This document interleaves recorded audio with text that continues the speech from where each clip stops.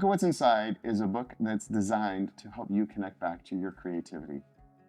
Whether that's helping to reignite a spark that lies dormant, or just to re-inspire you to get back to doing those things that you used to love doing. The subtitle says it all: feed your starving inner artist. Too often we've been taught to be consumers. Creators are who we are. And so through the inner reflection exercises, through the QR codes that have an opportunity to tell more of the story that you'll read about inside of this, everything that's been written inside of this book is designed to help you connect back to that creativity that lies within inside of you.